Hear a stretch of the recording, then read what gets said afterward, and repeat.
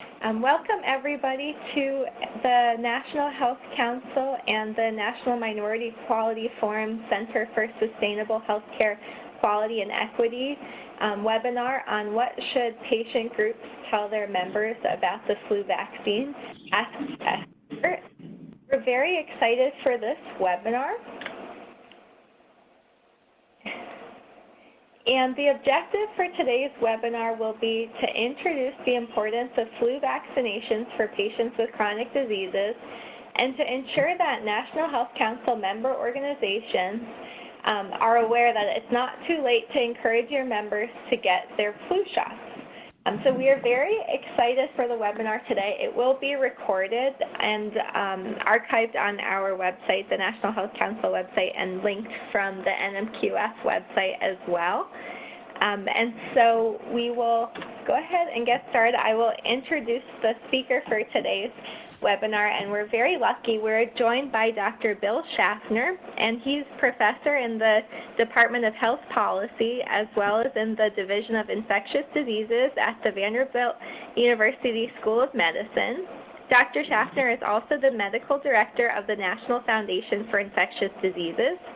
His primary interest is the prevention of infectious diseases, and he's a strong proponent of collaboration between academic medical centers and public health institutions.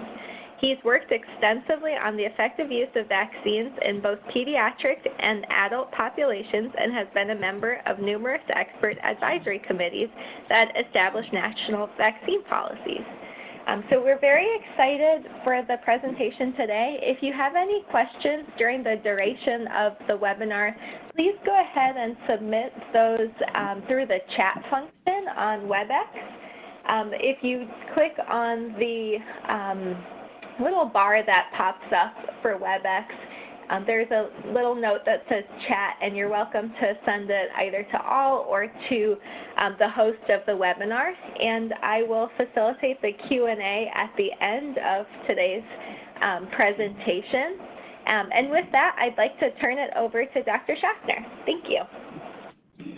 Well, thank you very much for that lovely introduction, and hello, everyone. I'm glad to be with you, and I'm glad to be with you joining together to promote the continuing use of influenza vaccine in all adults, but with a particular emphasis on those persons with chronic health conditions.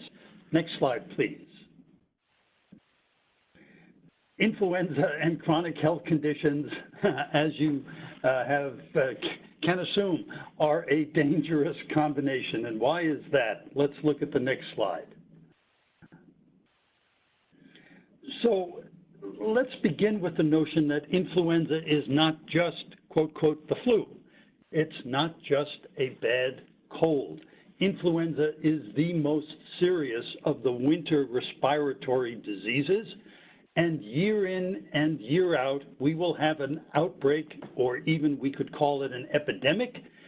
Some are more modest in severity, some are more serious. This year, we're starting early and rather aggressively with flu.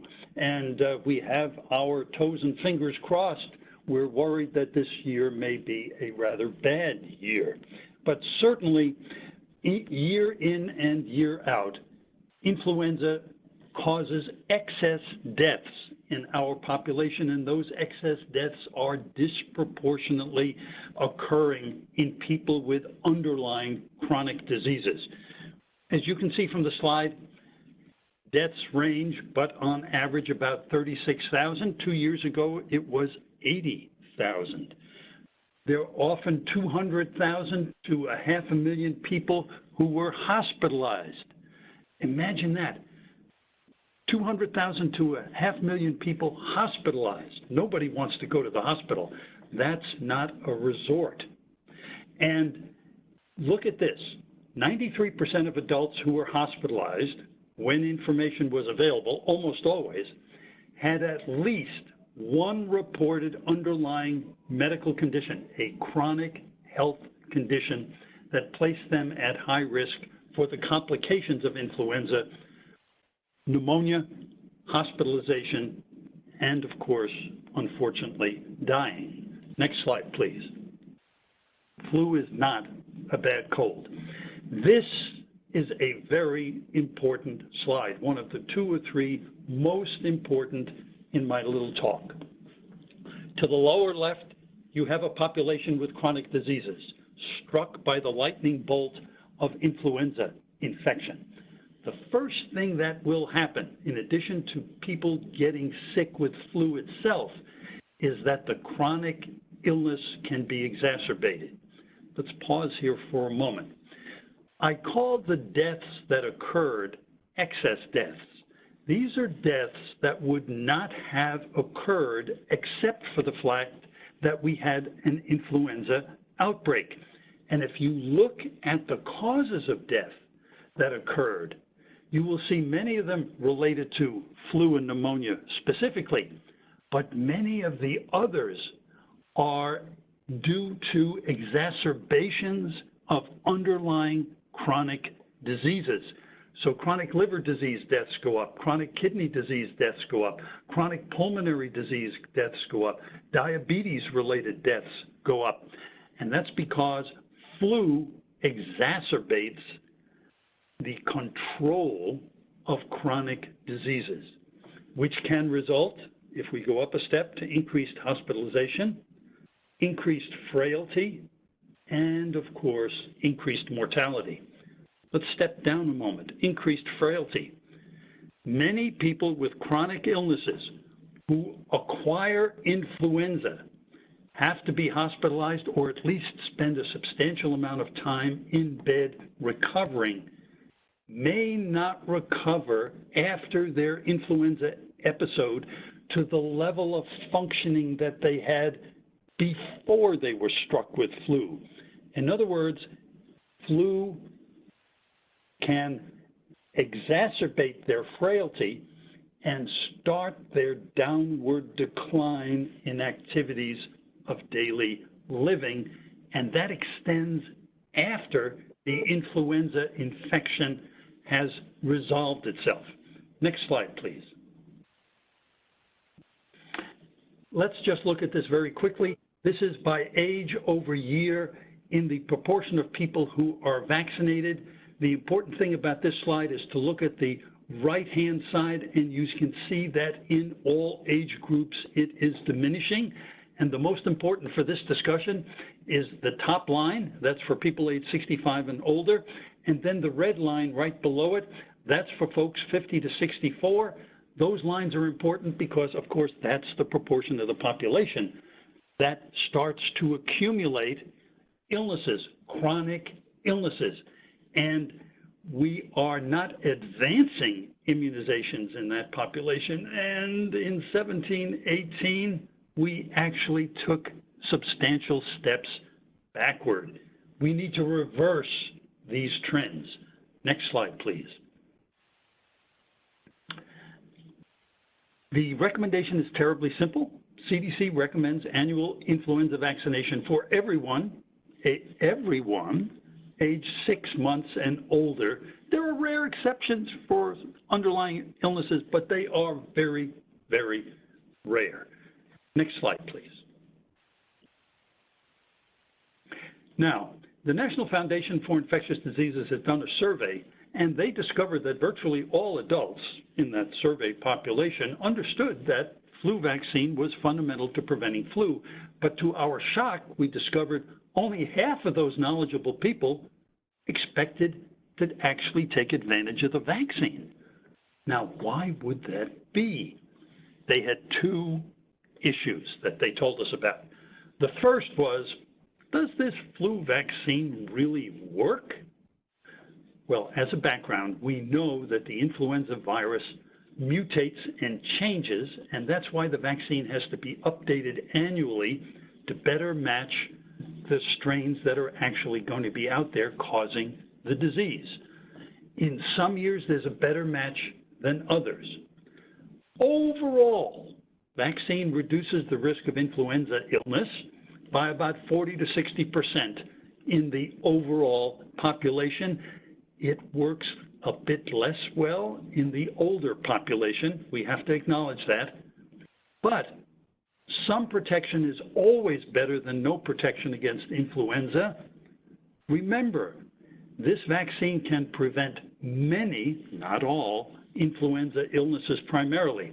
I love to cite that old French philosopher Voltaire, who admonished us, waiting for perfection is the greatest enemy of the current good. We have a good vaccine that can do an awful lot of good by preventing illness. Now, the next slide will tell us something additional that's very important. We focus on infection rates. What proportion of people are protected completely against influenza? But here's an additional bonus that's not well recognized, even by some doctors. Because even if you get flu after you've been vaccinated, the fact that you've been vaccinated will often decrease the duration and the severity of the illness. It reduces hospitalization rates. It reduces the likelihood that you will get pneumonia as a complication. And of course, by taking the vaccine, you are less likely to be what I call a dreaded spreader. You're less likely to give the flu to other people. Let's go back to this original point here.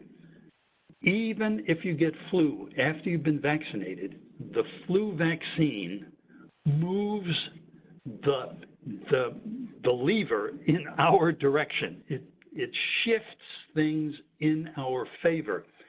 And if I get flu, I certainly don't want to get pneumonia. So give me the vaccine, please, because it will help prevent those complications. This information is a strong antidote to the caution about effectiveness. Next slide, please. The other issue they told us about, I'm worried about the vaccine because of side effects. Really? We give flu vaccine by the millions around the world each year. So what are the side effects? Almost all of us will get a sore arm. I certainly do, for about 2 or 3 hours. Some people's sore arm will last a day, and very few beyond that. And about 1 or 2% of people get a degree or a degree and a half of fever, which can last 24, rarely 48 hours. That's not influenza. You cannot get the flu from the flu vaccine. There's no biological way that that can happen. That myth is still out there. Please, it's malarkey, it's baloney. It cannot happen. So serious adverse effects from flu vaccine are vastly rare. It is an exceedingly safe vaccine. Next slide, please. Now, chronic health conditions that increase the risk for influenza-related complications. Look at this list. All kinds of heart disease, all kinds of pulmonary disease, diabetes or other metabolic disorders, several neurological and neurodevelopmental conditions, sickle cell disease and hematologic disorders, kidney or liver disorders, HIV, AIDS, cancer, anything that is an immunocompromising condition, and even people who are very chubby. All of these things increase the risk of pneumonia, having to go to the emergency room, hospitalization, and I'm afraid to say, dying. Influenza immunization should be an annual part of regular chronic disease management. It's important as everything else that we do to manage in a daily way all of these other illnesses. Next slide, please. I'm going to run through a series of slides now very, very quickly. For example, chronic obstructive pulmonary disease. Flu is a major driver of mortality and morbidity, death and illness in chronic obstructive pulmonary disease. During the flu season, flu virus was detected in 25% of all the exacerbations of COPD that result in hospitalization. And we've talked about predisposition to pneumonia and worsening of lung disease, and that can lead to progressive worsening of lung function. Next slide. So the benefits are the opposite of that. Flu vaccine can reduce serious illness and death. That's been well demonstrated. There's a reference. It reduces the number of exacerbations compared with people who received a placebo. And a study that ranged over 11 years really gives the inference that influenza immunization is associated with a lower risk for ischemic heart disease in older patients with COPD. Next slide, please. Similarly with asthma, flu vaccine reduces exacerbations of asthma, use of health care, respiratory illnesses, etc. Next slide. I'm belaboring this. Here's diabetes. It's clear that people with diabetes are at increased risk of infections. What you may not have known is that they're also at increased risk of heart attack or stroke, and that influenza can predispose to both heart attacks and strokes. We'll talk about that a little bit more in a moment. It's evident that if you have diabetes and get influenza, that can knock your diabetes control out of whack. And so these metabolic complications can occur. People with diabetes often have comorbid conditions. They have diabetic-related renal disease and heart disease. And if you get influenza in that context, as I said before, that kidney disease and the heart disease can be worsened in addition to the risk that you have for pneumonia related to influenza. Next, please. So persons with diabetes have a six-fold increased risk of hospitalization from influenza compared with age and sex-matched controls who don't have diabetes. There's up to 3 times the increased risk of dying from influenza or pneumococcal disease if you get it. So people with diabetes clearly get the more severe manifestations of influenza. We talked about metabolic complications, and there actually are data, very nice data, that annual flu vaccination significantly reduces the admission rates for stroke, heart failure, and other causes of death in adults with type 2 diabetes. Nice. So flu increases your risk. Good. Annual influenza vaccination reduces that risk. Makes sense. Next slide. Now, this is information that you're now going to have that the general public still doesn't have, and I will tell you most doctors don't know, because this information has been accumulating slowly here and there in the scientific literature over the last 10 years. After you recover from influenza, you're going to have an increased risk of having, adults that is, an acute myocardial infarction, a heart attack, within 7 days of recovering from influenza. And actually, this risk extends longer than that. And that's because influenza sets up an inflammatory response. The body uses that inflammatory response to combat flu. It does so successfully. Finally, you've recovered from flu, but the inflammatory response continues, and it can inflame blood vessels in our bodies. The blood vessels that go to the heart, the blood vessels that go to the brain. And so what we have learned is in the immediate 3 to 4 to 6 weeks, different studies show different things, consequent after influenza, you have an increased risk of heart attack and stroke. Not nice.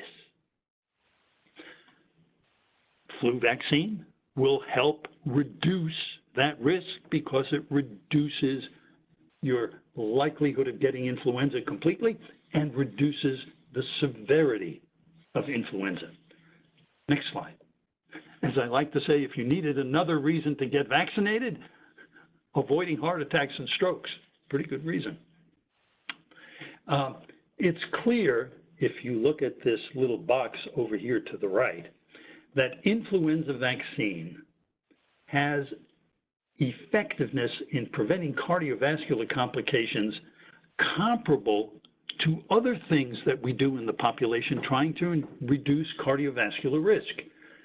It's, as our colleagues in cardiology sometimes remind us, it's as good as statins in reducing the risk of complications. And it's only a quick shot. Next slide. So what are the challenges to improving influenza vaccination rates? Healthcare professionals need to actually provide the time, make the effort, purchase and stock the vaccines, and introduce it into the chronic disease management programs. Patients, we need to educate our patients that this is something they should seek out because it's very important as part of their chronic disease management. So those are things we need to address. We need to give our providers more encouragement, and we need to educate our patients. Next slide, please. What is it we can do? As I've just said, we can educate and communicate our constituents. We need to educate and communicate and encourage our clinicians.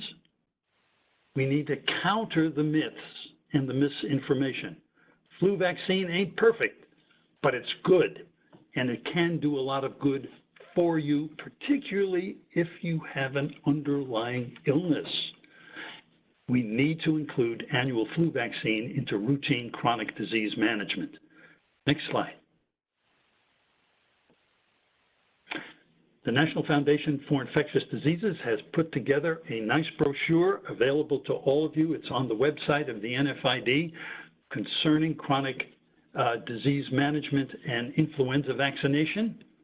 Next slide. And here are an array of materials that are available on the National Foundation for Infectious Diseases website, all available. Use them freely, use them widely. And last slide, if we can do something else for you, please let us know. We're happy to join with you in one strong voice to promote influenza immunization. One last point. I said it previously, the influenza season has begun in the United States early and very aggressively, particularly in the southeastern part of the United States where I'm located, but it's present in many parts of the United States already. We are concerned about a serious influenza season. It is not too late to get vaccinated, but as I like to jest, actually I don't jest, don't linger. Get vaccinated as quickly as possible because it does take 10 days to 2 weeks for the vaccine's effect to provide maximum protection. So all of your constituents, please urge them to get vaccinated. Vaccine is available. Physicians' offices, clinics, it's available in every pharmacy. There's lots of vaccine out there. We can talk about specific vaccines if you like. I am now happy to address your questions, suggestions, and corrections, and I thank you for your kind attention. Thank you very much, Dr. Schaffner. That was very interesting and I think very timely, especially with the holidays coming up. I know I will be surrounded by a lot of little kids who come into contact with many different people, and I know many of us riding on public transportation home, if we haven't gotten the flu shot, this weekend certainly is a good opportunity for all of us. And we'll be happy to share the materials also that, that you depicted on the prior slide. I was brainstorming a couple of questions during your presentation, and they're questions that I know come from my own family members also. So for example, my mother over Thanksgiving, she had just gotten the flu shot, and then she said, and now I have a cold. And so, you know, it's not the flu, but do you have suggestions for folks on the line to respond when that type of a response comes up? Sure. Let me reiterate, there is no biological way that you can get flu from the flu vaccine. But what often happens, and may have happened to your mom, is that let's say on Monday they got the flu vaccine, and on Wednesday they started to sniffle. And they look around and say, my goodness, where could I have acquired? Oh, I wonder if it's the vaccine. The reason we frequently don't know what the source of our colds is that people start transmitting the virus, the common cold virus, for at least 24 hours before they get sick. So your mom encountered a transmitter who was perfectly well. They had a face-to-face conversation. That transmitter breathed out. Out came the flu virus. Of course, you can't see it because it's microscopic. Your mom breathed it in. She goes home. The other person goes away and gets their cold. But your mom doesn't see them getting the cold, so she doesn't know what the source of her virus was. And that's the kind of circumstance that has led to confusion and has led people to wonder whether you can get flu from the flu vaccine, which you cannot, let me emphasize. It's a coincidence. It's not causal. I hope that helps your mom. Well, that's what I told her too, but she said, this always happens to me. So I know that that's not the first time that I've heard somebody say that. One other question is, you mentioned a couple of times that we anticipate that this year and also years prior are particularly bad years. I was wondering if you could speak a little bit about what impacts, whether it's, and not to say that it's ever a good year in terms of the flu, but that it might be a less bad year versus a better year. Probably the single most important consideration.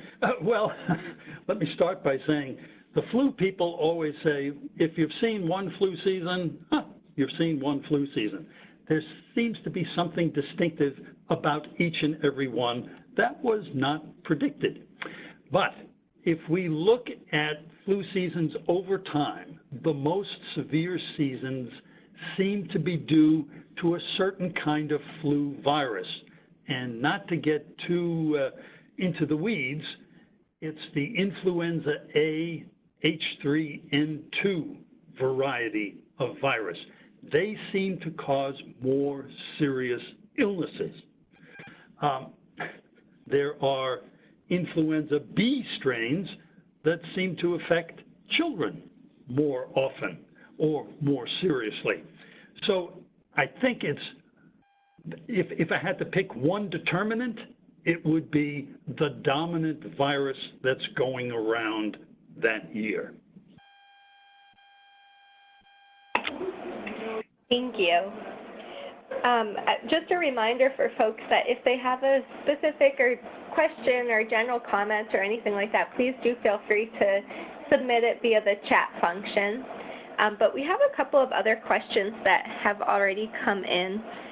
One of the questions is about the infographics that were on the prior slide. And the question is, that they would like to take a look at those, but they were wondering if there are other materials or examples of campaigns that you would recommend that folks look at that they could use to reach their own patient audiences within the next week or two. Well, surely the National Foundation for Infectious Diseases on its website has all of that material available to you. The CDC, the Centers for Disease Control and Prevention, has material available also. So there's lots of information out there that can be used and used freely.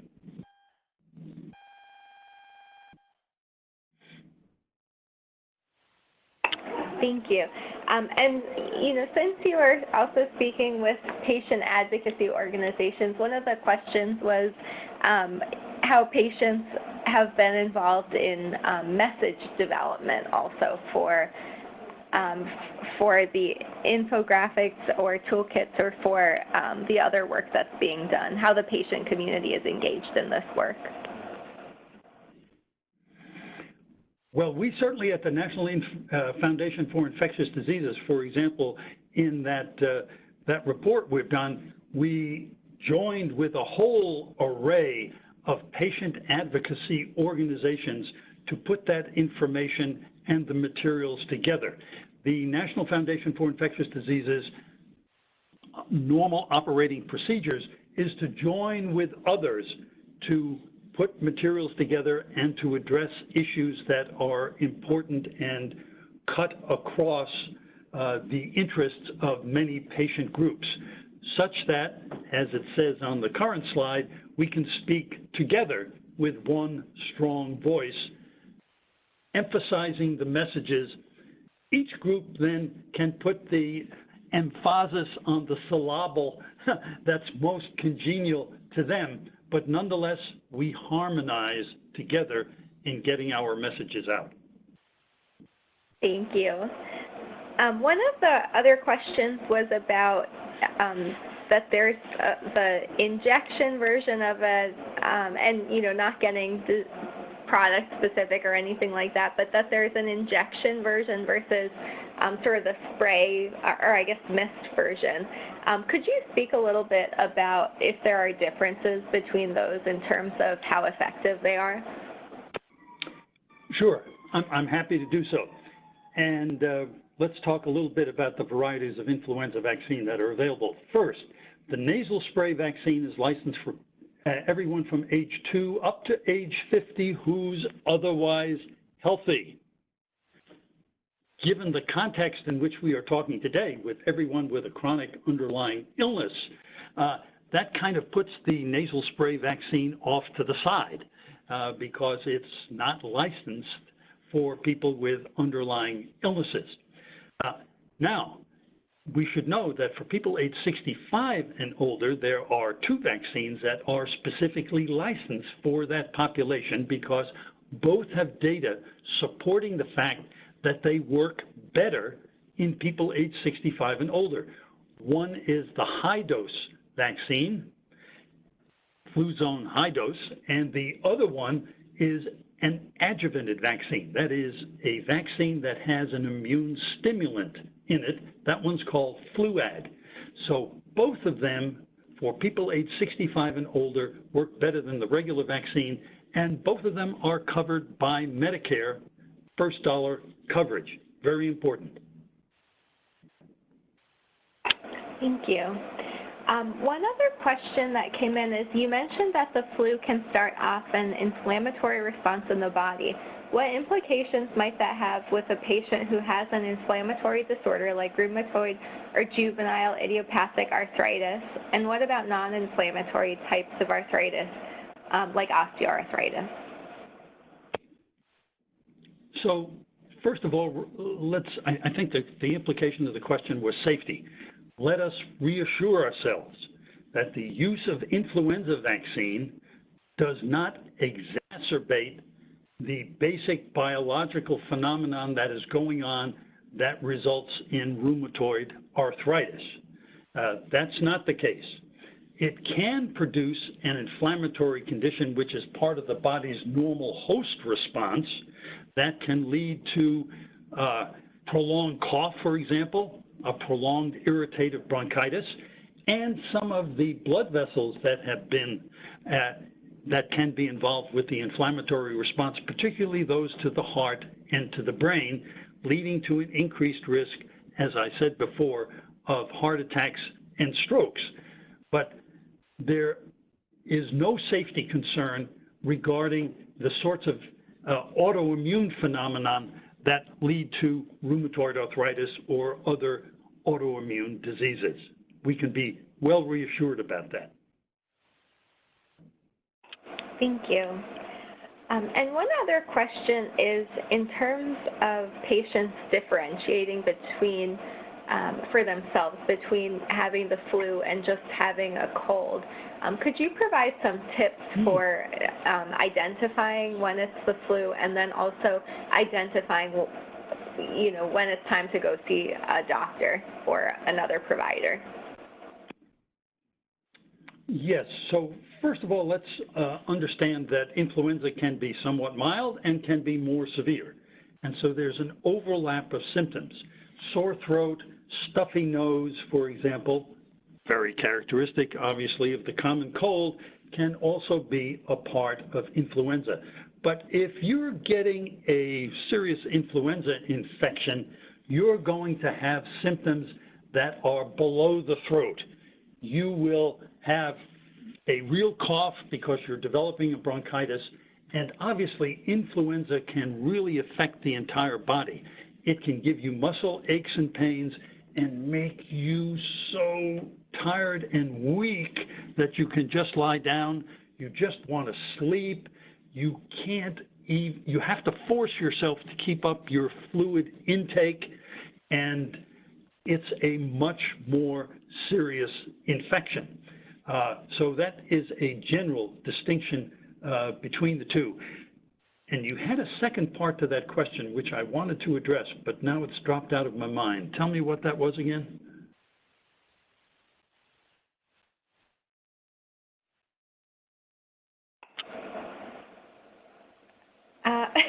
Sorry, I was just going through the notes to figure out the second part. We had a follow-up question to the initial question, so I apologize. I lost my train of thought, but if you don't mind just going back to the question, which ties nicely to what you were just saying, is so if you have the flu, then you might have an inflammatory response in the body. Yeah. So if that would have some specific implications for patients who may already have an inflammatory disorder like RA or juvenile idiopathic arthritis. Yeah, so I think I addressed the fact that there are no safety issues there. The follow-up question had to do with when you go to the doctor. Actually, you don't go to the doctor, because when you go to the doctor, you're going to be in that waiting room, and you will give flu to everybody else who's in that waiting room. So use the old-fashioned telephone, or if you have an email contact. People with chronic illness, when there's influenza in the community, should have a very low threshold once they start getting symptoms to call or email their healthcare provider, because the healthcare provider can provide often a prescription for an antiviral, which if taken promptly can reduce the duration and the severity of the illness, and also reduce the likelihood of those dreaded influenza complications. But don't put it off. There's some good data out there to suggest that when little children get sick, moms call the pediatrician right away. But when we adults get sick, we say, oh, I'm not feeling so good. I'll see how I feel tomorrow. And then when tomorrow comes, I'll see how I feel. Maybe I'm getting better. I don't want to bother anyone. And then by the time we call the doctor, the best time for administering that antiviral has already passed. It's not gone away completely, but for maximum benefit of that antiviral drug, you would like to start administering it within the first 48 hours of the onset of symptoms. So you've got to make your decision to contact your provider earlier rather than later.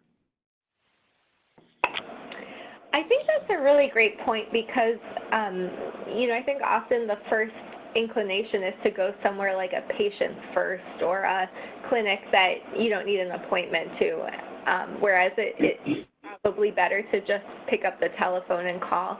I was wondering if you're aware of resources that we could share with our members that they could share with their patient members that makes that point. Well, I believe certainly the CDC in its points about how to prevent and deal with the flu. Number one, obviously get vaccinated. Number two, lots of good hand hygiene. Avoid patients who are coughing and sneezing. And number three, if you get sick, contact that healthcare provider to get an antiviral. Seems pretty straightforward. Also, I would say this. So if I were a patient with a chronic illness, and I know that there's a lot of flu in the community, as I like to say, that's the time to rent a movie or get one on Netflix rather than going to the movie. That's not a time, even though you're feeling pretty good, to go out into the mall and doing a lot of holiday shopping. You want to kind of be a bit reclusive. The more contact you have with all your friends and casual associates, the more face-to-face contact you have, the more likely it will be that you will encounter someone who is, unbeknownst to them, exhaling the flu virus, and then you'll inhale it and get sick. So be a bit of a hermit. Maybe don't attend those religious services during that period of time. Be reverent at home. Don't go to that bridge tournament, because at a bridge tournament, you're face-to-face for prolonged periods of time within an enclosed space with a lot of other people. Those are just kinds of examples. It's in the interests of your health. Once the flu season has passed, you can go out and about and be social again. Thank you so much. I've learned a lot on today's webinar, and we certainly had a lively conversation as well. Dr. Schaffner, are there any last points that you'd like to make for our patient group representatives that you'd like them to pass along to their members? Flu vaccine for one and all. The recommendation is that everyone should be vaccinated every year. Don't think about it, just do it for your benefit, and so you won't be a spreader to others who may have those chronic illnesses, so that the family member who has the chronic illness should make sure not only that they're vaccinated, but everybody in their family's vaccinated, so they can't bring the flu home to the person who's most vulnerable. Remember, although it's not a perfect vaccine, it's a good vaccine, and it's safe. What's not to like? Roll up your sleeve. Get that protection. Don't linger. Great. Well, thank you so much, Dr. Schaffner. We really appreciate this, and we will share all of the resources that you mentioned on our website, along with the recorded version of the webinar. So thank you one more time, and I'd like to also acknowledge the National Minority Quality Forum Center for Sustainable Healthcare Quality and Equity, who co-sponsored this webinar along with us at the National Health Council. We really appreciate it and encourage everybody to spread the message. Good health to all. Thank you, and have a wonderful weekend, everyone. Bye-bye.